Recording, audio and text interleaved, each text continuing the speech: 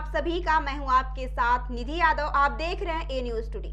मध्य प्रदेश विधानसभा चुनाव के लिए मतदान करने पहुंचे हैं तमाम दलों के दिग्गज अपनी अपनी पार्टियों के लिए वोट डालने की अपील जनता से कर रहे हैं। इस दौरान वो जीत के दावे भी ठोक रहे हैं। ऐसा ही दावा मध्य प्रदेश के पूर्व मंत्री और कांग्रेस पार्टी के दिग्गज नेता सज्जन सिंह वर्मा ने भी किया है। कांग्रेस पार्टी ने सोनकच्छ 6 उम्मीदवार बनाया है। शुक्रवार की सुबह जब वो वोट डालने पहुंचे तो उन्होंने कहा कि कांग्रेस पार्टी इस बार 150 सीटें जीतने जा रही है। इसी के साथ उन्होंने बीजेपी पर भी हमला किया और कहा कि इस बार जितने भी बड़े चेहरे मैदान में उतरे हैं वो सब चुनाव हार रहे हैं। एमपी में बदलाव की लहर चल रही है, कांग्रेस के पक्ष में है। एमपी की जनता ने अपनी आंखों से लोकतंत्र की हत्या होते देखी है। मध्य प्रदेश में एक बदलाव की हवा चल रही है।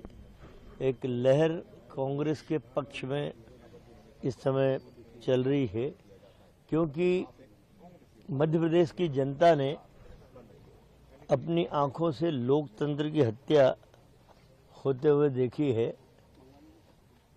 इस तरह का वातावरण मध्य प्रदेश में कभी नहीं रहा कि एक चुनी हुई सरकार को भ्रष्टाचार के पैसे से खरीद फरोख्त करके गिराया जा सकता है। ये एक कलंक मध्य प्रदेश के माथे पे लगा है और ये कलंक लगाया है भारतीय जनता पार्टी।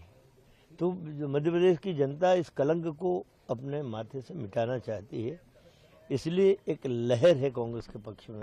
एक चुनी हुई सरकार को भ्रष्टाचार के पैसों से खरीद फरोख्त कर गिराया गया है। मध्य प्रदेश के माथे पर ये कलंक बीजेपी ने लगाया है और सूबे की जनता इसे मिटाना चाहती है। इसीलिए मध्य प्रदेश में बदलाव और कांग्रेस की लहर है। इस दौरान सज्जन वर्मा ने दावा किया कि कांग्रेस पार्टी इस बार कम से कम 150 सीट जीत रही है ताकि इस बार खरीद फरोख्त न हो सके। कांग्रेस के जो नेता 2020 में बगावत करके बीजेपी में शामिल हुए थे उन पर हमला बोलते हुए सज्जन वर्मा ने कहा कि वो विधायक नहीं बिके थे, वो बंधुआ मजदूर बिके थे जो राजा महाराजा के यहाँ गाय चराता था, उनका ड्राइवर था और उन्हें टिकट दे दिया गया और वो कांग्रेस के नाम पर जीत गए। लेकिन इस बार ऐसी स्थिति नहीं है।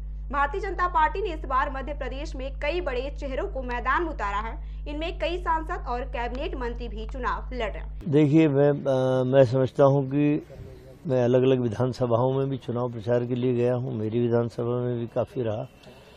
तो मैं समझता हूं कि लगभग 150 सीट कम से कम कांग्रेस की आना चाहिए और ये स्पष्ट बहुमत है। 150 सीट से सरकार हम बनाएंगे और अब वो स्थिति नहीं है कि खरीद फरोख्त वाले। मैंने कहा था कि ये विधायक नहीं बिके हैं, ये बंधुआ मजदूर बिके थे। ये राजा महाराजाओं का कोई गाय चराता था, कोई उनका ड्राइवर था, उनको टिकट दे दी कांग्रेस के नाम पे, सब जीत के आ गए थे। तो वो बंधुआ मजदूर बिके थे, अब बिकने वाला कोई नहीं है।